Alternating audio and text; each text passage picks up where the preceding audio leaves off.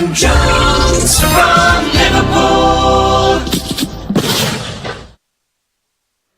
The Brian Jones Radio City Tributes website welcomes a gentleman who has worked at Tyne Tees Television, Marcher Sound, Olympics and Football Broadcasting and many others.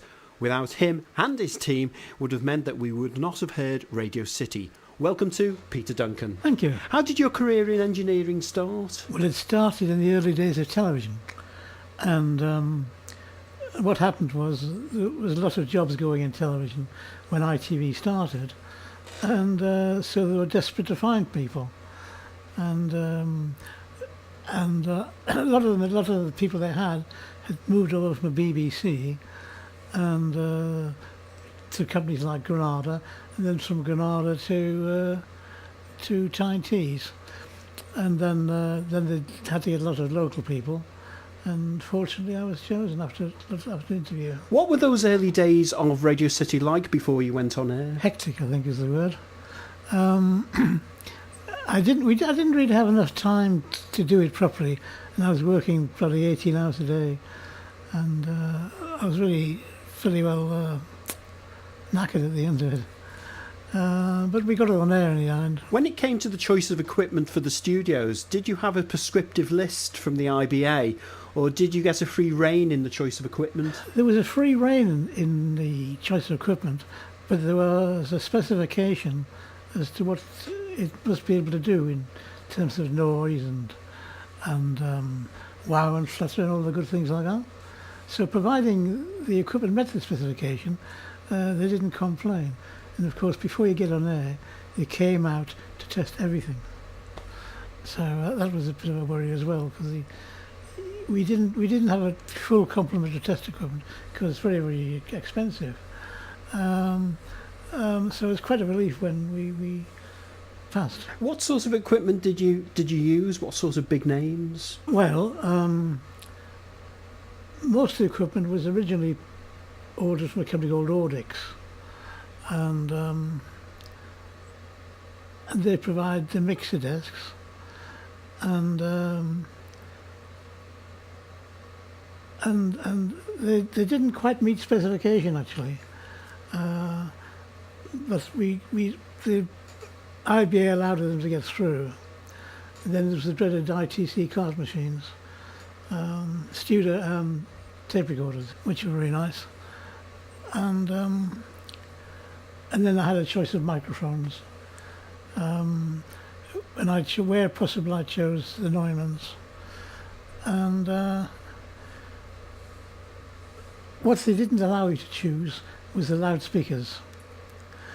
And they had to be KEF LS5s or Spenders.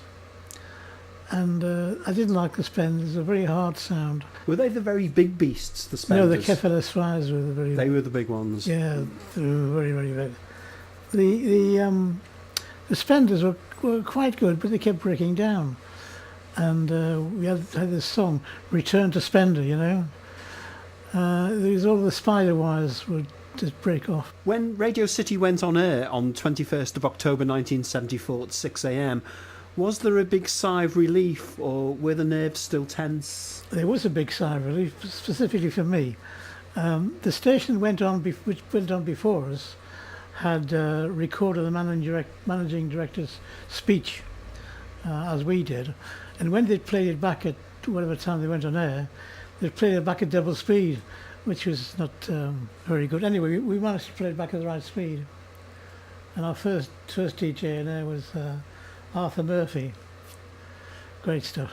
It's 2 minutes to 6 on Monday, October the 21st, 1974. For the very first time, this is 194 Radio City, broadcasting to Merseyside.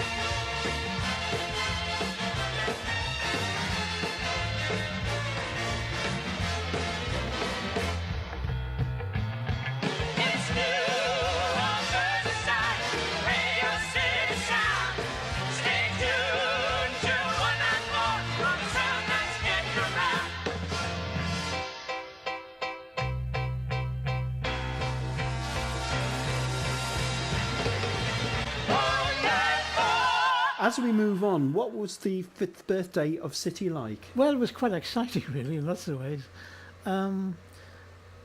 Basically, Terry Smith wanted a big spread, and so what he did is we organised a concert at the Philharmonic Hall with the Royal Liverpool Philharmonic Orchestra, and the special guest was Prince Charles. And after the concert, there's going to be a reception at the Holiday Inn. Right, about 2 weeks before, all the programmes were printed, and the tickets and everything, and the guest list.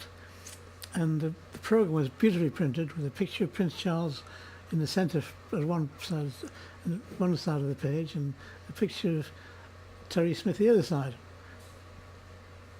And they had regular meetings of the committee. Radio City has transmitted many outside broadcasts, such as the Hope Street Festival, the Liverpool Garden Festival, the visit of the Pope to the city, and the Battle of the Bands. Did they present big challenges? They all presented big challenges in their own way. I think of those ones, the first one was the Garden Festival. No, it wasn't. It was the Queen's visit for the Hope Street Festival. And the whole thing was at the park, and we had a lot of cable to run out, you know. And not everybody was helpful. We had meetings every week, and there was a miniature railway went right around the site, you know.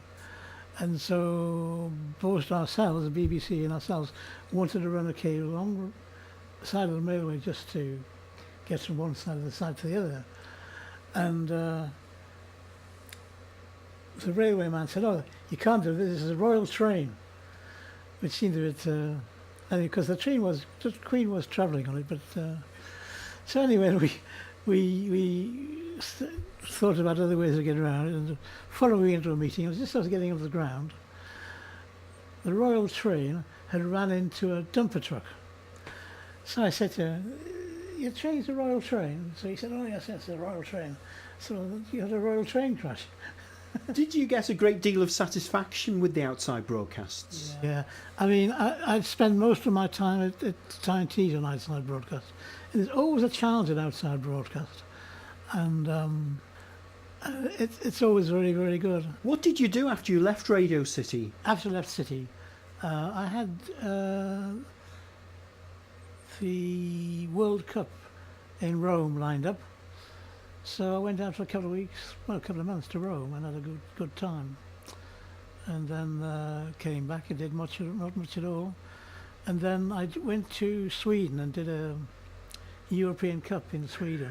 Well, thank you for taking the time and the trouble to talk to us on the Brian Jones Radio City Tribute website. We wish you well. Thank you, Peter Duncan. Thank you, enjoyed it.